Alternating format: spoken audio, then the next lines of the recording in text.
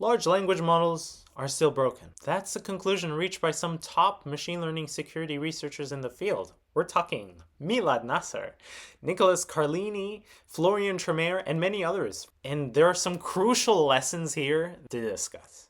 Number one, human intelligence and creativity remains the number one method to test the security of a machine learning model. The authors specifically looked at jailbreaking. And in jailbreaking, you try to trick the model using a prompt to get it to say some harmful instructions. Now, prompt injection is similar, except in prompt injection, you tell the model to analyze some data. And in that data, you have some way to trick the model to give some harmful information. When you come up with a defense, you're going to have to attack it against the strongest possible attack. You assume that the attacker knows how you built your defense and is going to try to shape their attack to best break that defense.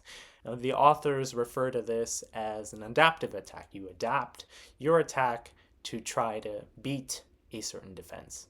So they took a look at several new defenses that have been proposed for jailbreaking and prompt injection. They show that you can reach attack success rates up to 90% with 4 different types of methods. Number one are gradient-based methods. You use the gradient with respect to your prompt or your data to try to change the data to trick the model into giving out harmful information.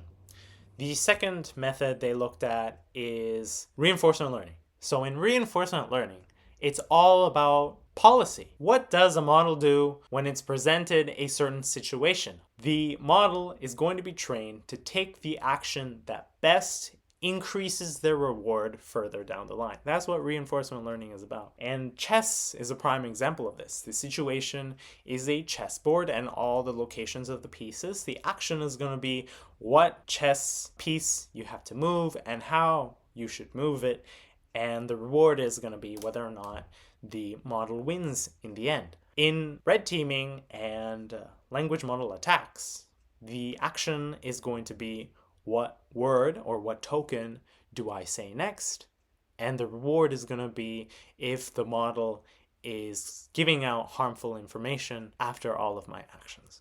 Now, the third technique is search-based methods. So this is the least complicated, using simpler rules to try to find the next prompt. And number 4 is human red teaming. Now, in the human red teaming task, they gave this jailbreaking and prompt injection task to 500 human red teamers. They use techniques such as roleplay. We knew about roleplay attacks for a long time, and yet it's still effective. So that's a bit of a problem. The final thing I want to talk about with this paper is that they're just scratching the surface. The thing about ChatGPT and all of these models are that you have a chat interface. You can have multiple tries to try to break the model. And we haven't talked about the agentic setting. The agentic setting is so full of potential security vulnerabilities that it would be impossible to name them all in one video. You're using a language model to orchestrate how your computer runs, or who you send an email to, or looking at your file system, or searching the internet, buying something for you. Are you kidding? There are so many potential vulnerabilities there.